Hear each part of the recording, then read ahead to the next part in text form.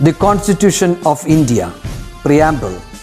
We, the people of India, having solemnly resolved to constitute India into a sovereign, socialist, secular, democratic republic and to secure to all its citizens justice, social, economic and political, liberty of thought, expression, belief, faith and worship, equality of status and of opportunity, and to promote among them all fraternity, assuring the dignity of the individual and the unity and integrity of the nation.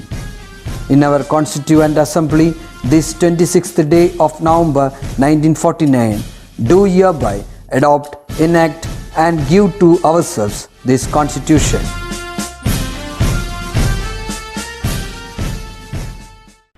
Hello children, welcome back to social class. How are you all? Yes, I hope you are all fine and healthy at home. Do you remember what are the topics that we discussed in the last class? Yes, we had a very interesting discussion about few festivals, right? Magar Sankranti, National Festival, Harvest Festival. Yes, you remember? Yes, and I hope you have completed all the activities. Now we will move on to our next topic, Indian epics. What do you mean by Indian epics? Indian epics pananda ഇതിഹാസങ്ങൾ അല്ലേ? Have you heard of Ramayana and Mahabharata? Yes, these all come under Indian epics. നമ്മൾ ഇപ്പോൾ രാമായണത്തിനെ കുറിച്ചിട്ടും മഹാഭാരതത്തിനെ കുറിച്ചിട്ടും കുറച്ച് കാര്യങ്ങളാണ് discuss ചെയ്യാൻ പോകുന്നത്. So today we will discuss about Ramayana and Mahabharata. You can take page number 17 in your volume 2. Indian epics. What moral values do we learn from Indian epics? So the key question here is, what moral values do we learn from Indian epics? അപ്പോൾ ഈ ഓരോ Indian എപ്പിക്സിനും നമുക്ക് കിട്ടുന്ന moral value, അതായത് നല്ല കാര്യങ്ങൾ അല്ലേ, ജീവിതത്തിന് ആവശ്യമുള്ള ചില കാര്യങ്ങൾ that we can follow in our life always. So these are called moral values. So അങ്ങനത്തെ എന്ത് മോറൽ വാല്യൂ ആണ് നമുക്ക് ഈ ഇന്ത്യൻ എപ്പിക്സ് എന്ന് അറിയാൻ പറ്റുന്നത്? That when we complete the topic, we will be able to understand the moral value. You have a small pep activity here. We will see what it is. Okay. Now we will see what the pep activity is. Read the story and answer the questions that follow. Okay. Here they have given you a small story. This story is taken from the epic Ramayana. Okay.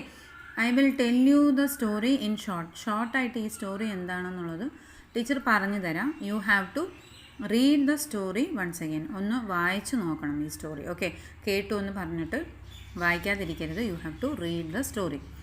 അപ്പോൾ ഒരിക്കൽ Lord Rama, that is Raman, എന്ത് പറഞ്ഞു? വാനരസേനകളോട് ഒരു bridge ഉണ്ടാക്കാനായിട്ട് ലങ്കയെ connect ചെയ്തുകൊണ്ട് കടലിനെ cross ചെയ്ത് വരണം. ഒരു ഭാഗത്തുനിന്ന് ഇനിയൊരു ഭാഗത്തേക്ക് ലങ്കാദേശത്തിലേക്ക് എത്താനായിട്ട് കടലിൻ്റെ കുറുക്കെ ഒരു ബ്രിഡ്ജ് ഉണ്ടാക്കാനായിട്ട് വാനരസേനയുടെ അടുത്ത് ആവശ്യപ്പെട്ടു.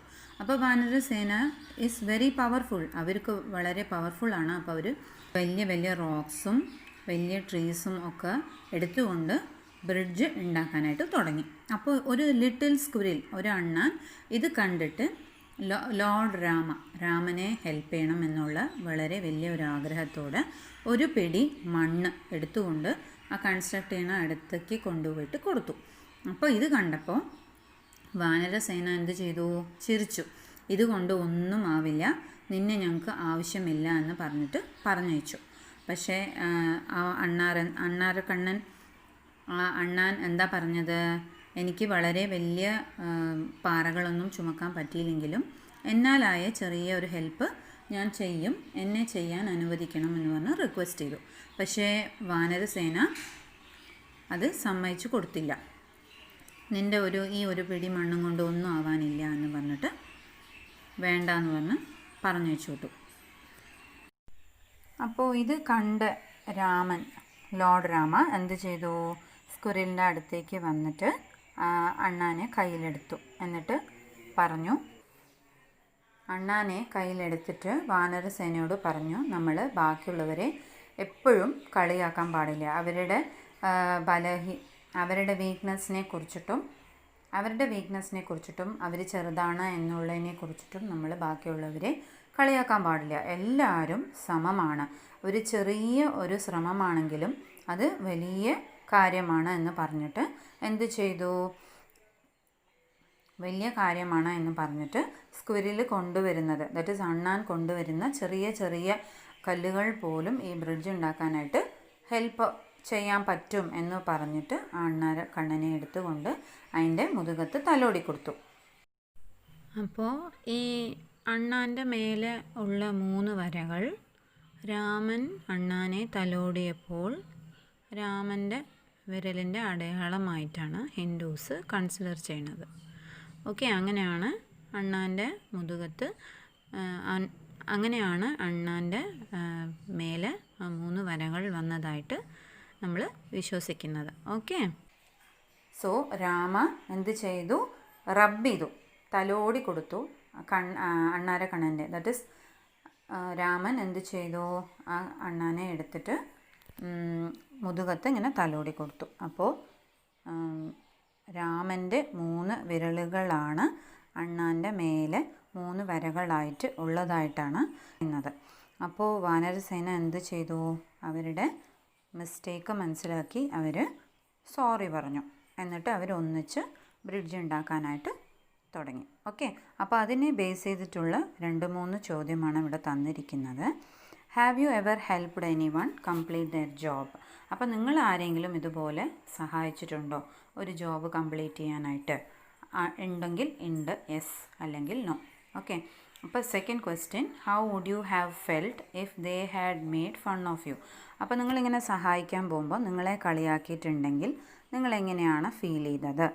മൂന്നാമത്തെ ചോദ്യം, do you think that squirrels help was less important than the effort of വാനരസേന?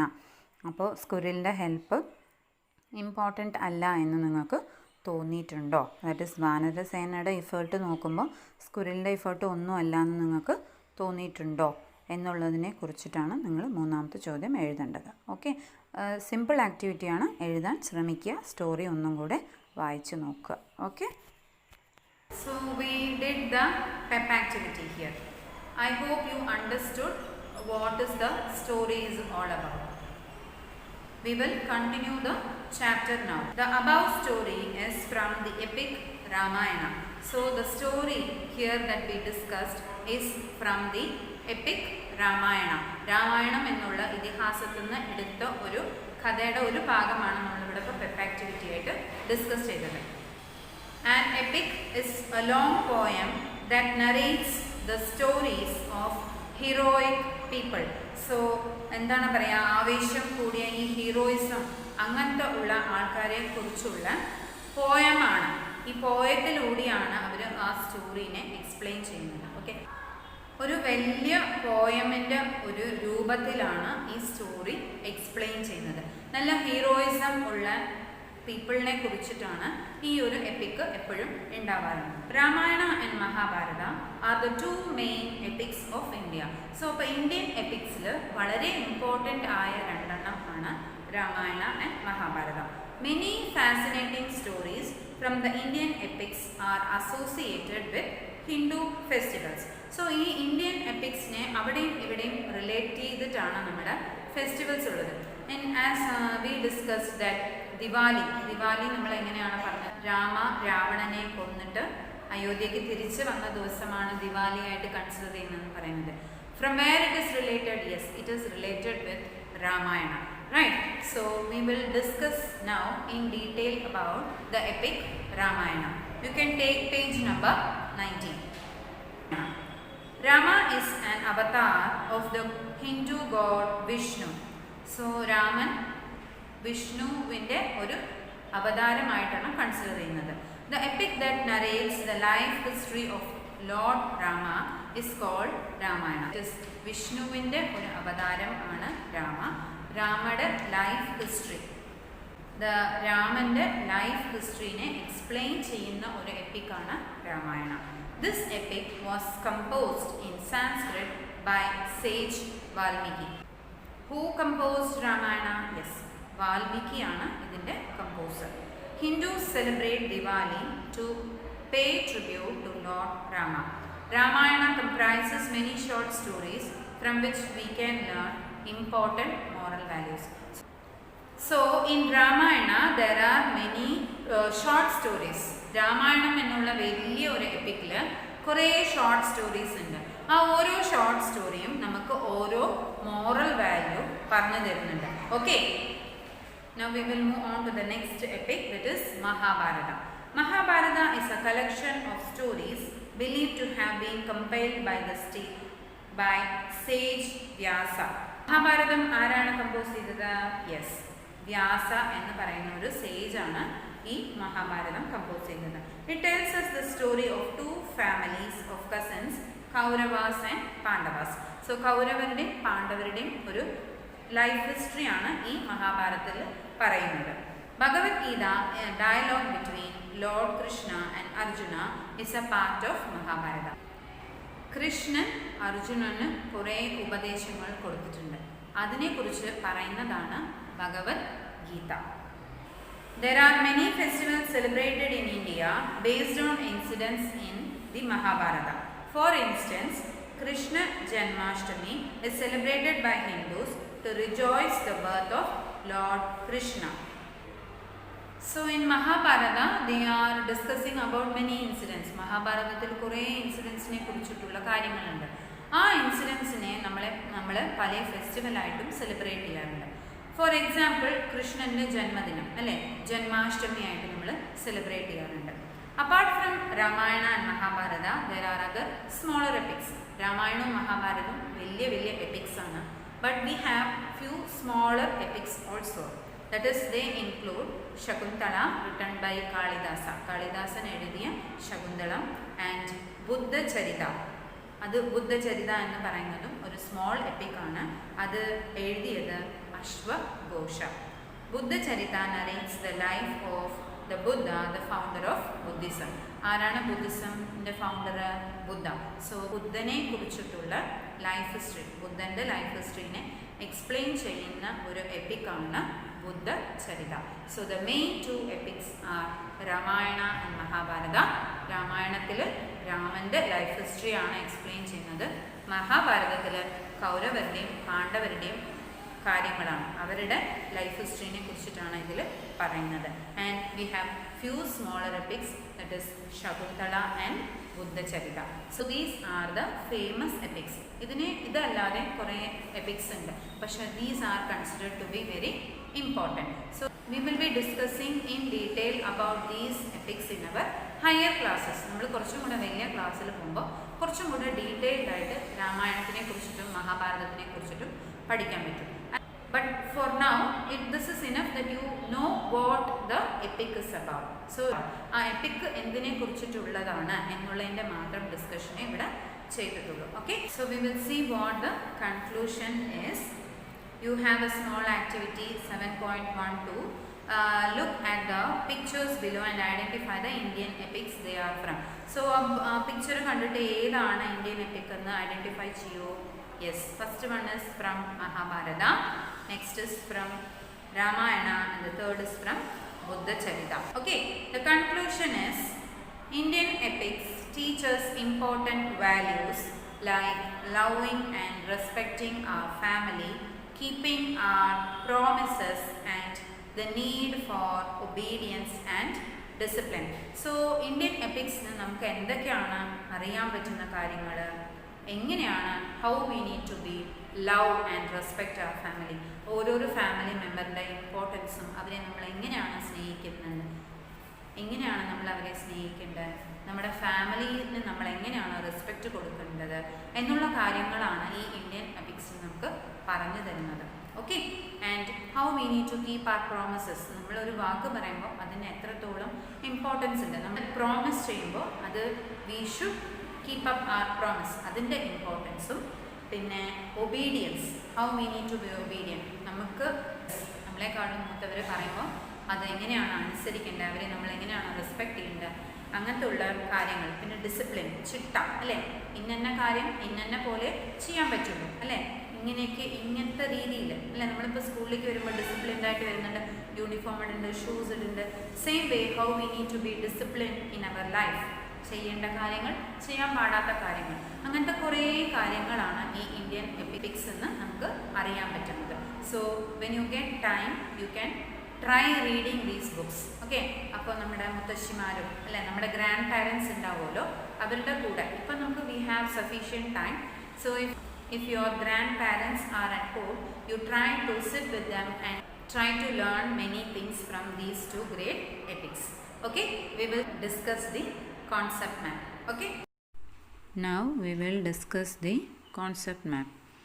In this chapter we discussed about the Indian festivals and Indian epics. Under festivals we discussed about religious festival, harvest festival and national festival. Religious ഫെസ്റ്റിവലിൽ എന്തൊക്കെ religious ഫെസ്റ്റിവലാണോ നോക്കിയത്? Eid ul Fitr, Christmas, Diwali and Navratri. Harvest ഫെസ്റ്റിവലിൽ മകരസംക്രാന്തിയെ കുറിച്ചിട്ടാണ് നമ്മൾ discuss ചെയ്തത്. Makar Sankranti is also called as Lohri, Pongal and Uttarayan. And in national festival, what are the different national festivals? Yes, Republic Day, Independence Day and Gandhi Jayanti. Under Indian epics we discussed about Ramayana and Mahabharata. അല്ലേ, under Indian epics we have few examples. എന്തൊക്കെയായിരുന്നു examples? Ramayana, Mahabharata and Buddhacharita. Okay, I think now you are clear with the concept map. You can copy this in your studio. So we have completed the chapter and also discussed the concept map. So you can read the chapter once again. If you have any doubts, you can always call me. I am glad to help you. Okay, complete all the activities that we discussed today. Take care of yourself. See you soon in the next video. Bye.